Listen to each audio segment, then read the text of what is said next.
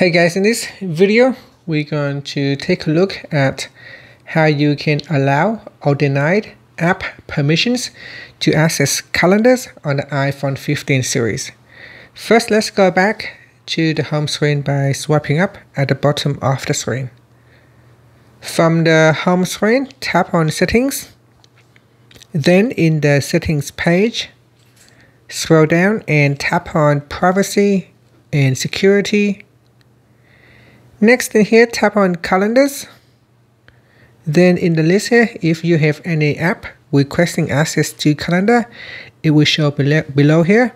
Now at the moment on my phone, I don't have any, so it's showing none. There's no app appearing here, but if you have apps requesting access to calendars, it will appear here, and you can tap on the toggle button to allow or deny them access to calendars.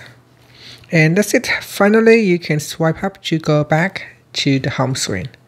Thank you for watching this video. Please like and subscribe to my channel for more videos.